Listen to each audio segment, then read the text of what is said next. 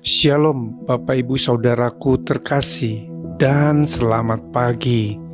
Tak henti-hentinya kita mengucap syukur atas kasih dan rahmat-Nya yang selalu baru setiap pagi.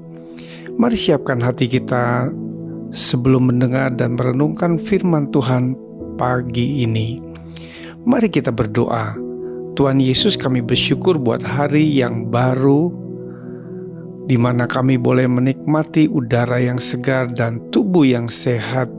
Kalau sebentar kami mau mendengar dan merenungkan firman-Mu, kiranya Roh Kudus memberi pengertian yang benar, supaya kami dapat melakukan firman-Mu. Di dalam nama Tuhan Yesus, kami sudah berdoa dan mengucap syukur. Amin. Tema renungan kita pagi ini adalah bertumbuh dalam kasih. Firman Tuhan diambil dari 1 Tesalonika 3 ayat 11-13. Demikian firman Tuhan. Kiranya Dia, Allah dan Bapa kita, dan Yesus Tuhan kita membukakan kami jalan kepadamu, dan kiranya Tuhan menjadikan kamu bertambah-tambah dan berkelimpahan dalam kasih seorang terhadap yang lain dan terhadap semua orang, sama seperti kami juga mengasihi kamu.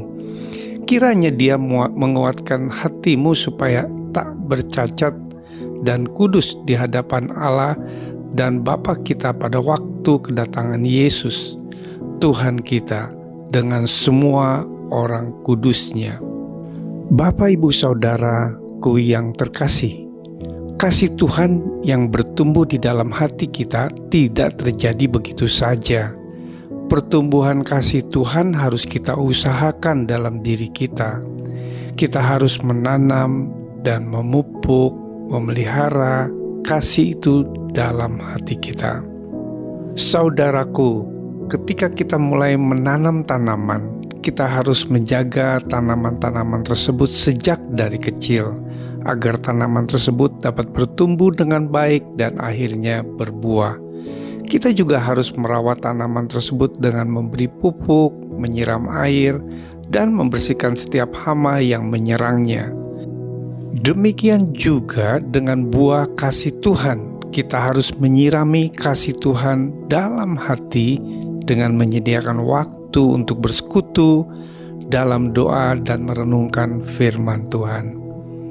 Agar kasih itu dapat bertumbuh dengan bebas, hati kita harus terbebas dari ilalang yang menghambat pertumbuhan, yaitu keegoisan, sakit hati, kebencian, dan kemarahan.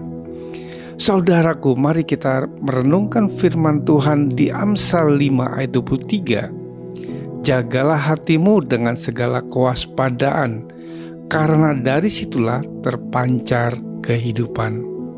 Mengapa kita harus menjaga hati kita baik-baik? Karena dari situ terpancar mata air kehidupan. Bapak, Ibu, Saudaraku yang terkasih, mari pagi ini kita belajar dan menjaga hati kita dengan menempatkan orang lain lebih utama daripada diri kita sendiri. Kita tidak boleh mengeraskan hati, sehingga kasih Tuhan dapat bertumbuh tanpa hambatan. Saudaraku, kasih itu jangan pura-pura. Jauhilah yang jahat dan lakukanlah yang baik. Hendaklah kamu saling mengasihi sebagai saudara dan saling mendahului dalam memberi hormat. Saudaraku, agar kita dapat bertumbuh dalam kasih Tuhan, ada hal yang harus kita usahakan, harus kita upayakan, harus kita rawat, harus kita siram dengan air kehidupan dan sumber kasih yang berasal dari Tuhan Yesus Kristus. Bapak, Ibu, Saudaraku yang terkasih, Tuhan Yesus berkata, demikian firman Tuhan di dalam Yohanes 13 ayat 34-35. Aku memberikan perintah baru kepadamu, yaitu supaya kamu saling mengasihi sama seperti aku telah mengasihi kamu. Demikian pula kamu harus saling mengasihi. Dengan demikian semua orang akan tahu bahwa kamu adalah murid-muridku, yaitu jikalau kamu saling mengasihi. Mari kita bersatu hati dalam doa. Tuhan Yesus, terima kasih untuk renungan firman-Mu pada pagi ini. Tuhan, kami bersyukur buat kasih-Mu di dalam hidup kami. Dan ajar kami Tuhan, supaya kami dapat melakukan untuk hidup saling mengasihi satu dengan yang lain dan terhadap semua orang. Kiranya Tuhan akan menambahkan dan melimpahkan kasih Kristus di dalam hidup kami. Di dalam nama Tuhan Yesus Kristus, kami sudah berdoa dan mengucap syukur. Haleluya.